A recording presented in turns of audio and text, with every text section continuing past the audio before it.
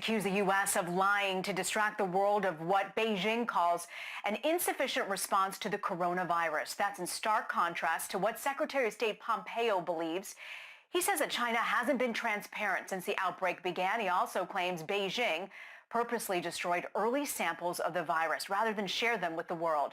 This is something that I said in a previous video that I released about how China in the past had lied when it came to covering up pandemics or epidemics, during the first SARS, the H1N1. They did the same thing. They withheld evidence and they lied about it, and they let it get out of their country.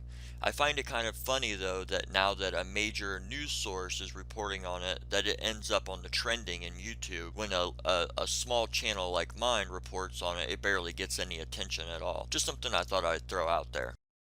You have Secretary Pompeo, the first U.S. official to publicly make these claims. What more can you tell us about this latest dispute with China, and what really is the end game for the U.S.?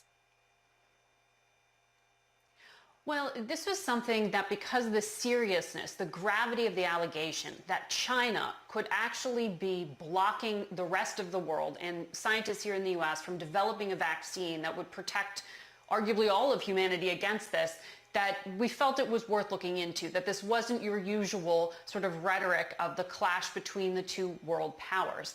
So Secretary Pompeo, in a series of interviews over the past about 10 days or so, repeatedly said again and again that China was refusing to share live virus samples, refusing to give access to U.S. scientists and investigators, and that was preventing, in some ways, scientists from being able to develop an effective vaccine.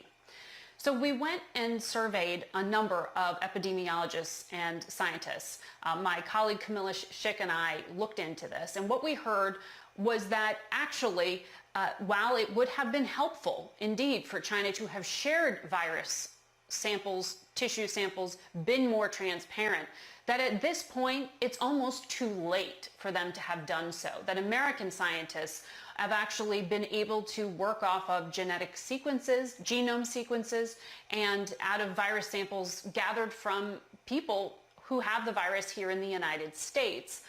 Why would it be this important to have this sort of clash of the two powers? And it's a complicated storyline that I'm happy to get into, but the bottom line that we found is that China, yes, is not being transparent. It is not sharing information and live virus samples, but that's not preventing American scientists from charging ahead. In fact, while it would have been helpful in the early months, it's basically too late now. Too late now, but the sense is that they didn't get the cooperation they wanted from China. It's hard to ignore, Margaret. We're obviously in the middle of a campaign cycle. At this point, the president looking to get reelected. How much of this confrontation is also a politically motivated calculus? Obviously, it's political, and I've said all along that if they come up with a vaccine towards election time, we will really know the real truth about all of this. If Trump tries to, come in and save the day with, hey guys, no worries, now we have a vaccine, we have a cure, just all you have to do is re-elect me. Well, we wanted to look into the merits of the argument because it is such a huge charge. And you can't ever really take domestic politics out of any consideration in a campaign year. So we weren't picking apart some of the other allegations made by the Trump administration against China, the theories of the origin of the virus, or that there was some concerted effort to cover. Instead, we looked at the science of it. What was the implication of not sharing some of these samples?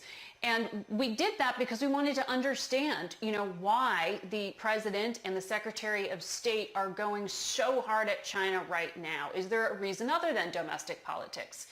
And what we found in talking to a number of researchers. All right, this is the breaking news. The Labor Department just released new unemployment figures for last week. CNN Chief Business Correspondent Christine Romans has the details. Romans. Another devastating number, John. 3,839,000 people filed for unemployment benefits for the very first time. That brings the 6-week total over the past 6 weeks to about 30 million people out of work. When you look at the size of the labor market at the beginning of March, that's 18.6% of the American labor market filed for unemployment benefits in just the past 6 weeks. This was another devastating number. These numbers are slowing, but I mean, they're awful, every one of them. And every one of those numbers is a person. Look, guys, we have massive unemployment right now. This is no secret. I know all of you guys know this. If you're not preparing for a depression, not a recession, but a depression and a nationwide food shortage, you need to stop what you're doing and start preparing you and your family for just that, because that's what's coming. Who has rent to pay or mortgage to pay tomorrow, May 1st, and may still be waiting for their unemployment benefits. It's been very difficult for the states to coordinate just this massive wave of people who have been put out of work by the coronavirus, John. You bring up a good point. I also want to bring in CNN anchor and correspondent Julia Chatterley here. People might look at these figures, 3.8 million, and say, oh, that's less than it was a few weeks ago when 6 million people were filing, Julia.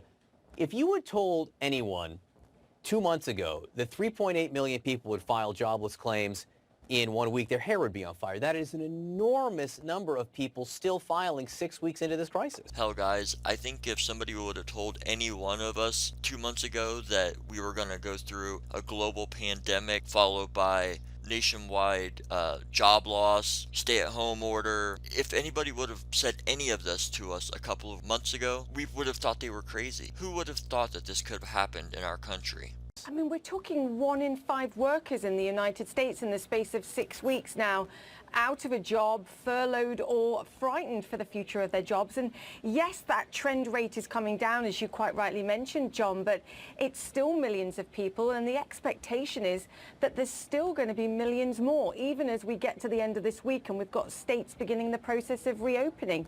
We know how complicated that's going to be. We know that workers are frightened, that consumers are still frightened. We don't know what reopening looks like. So I think as much as we're seeing these numbers coming down, expect millions more, and expect, when you're looking at these numbers, an unemployment rate in the United States that dwarfs anything that we saw. I have a small home improvement business. As of the first week of March, I shut my business down. You know, most people don't want strangers coming in and out of their homes, especially when they're blasting on the news, shelter in place, be scared, everybody's gonna die. I just started back this week on Monday, so today's April 30th, so it was just a few days ago. As a small business owner, I don't qualify for unemployment, nor was I able to get the small business loan. We are gonna have to get creative when it comes to making money. In the Great Recession, we're talking between 16 and 20% unemployment. I mean, I can say that again and I still won't believe it. Yeah, 30 million people in 6 weeks. Again, it is almost beyond belief. Christine Romans, I have a question about going forward. Sure. As states begin to reopen in some ways, and presumably in some cases people start going back to work, how will that be reflected in the numbers that we see starting next week? Well, there are some real challenges for people who have lost their jobs here or have been furloughed. I mean, think of it. Some people aren't looking for new work right now. They've been furloughed, and at some point they're going to be asked to come back. But what if they have somebody in the family with a pre-existing condition? What if they have kids who are still out of school? What if they fear for their own safety going back to work? They have some really big questions to answer here. And some people, quite frankly, are getting unemployment benefits that might be a little bit better than the pay that they had when they left. They're going to want to take as much time as they can, right, for a safe working environment to go back to. So I think... Okay, just because your unemployment is more than you made before is not a valid reason to not return to work.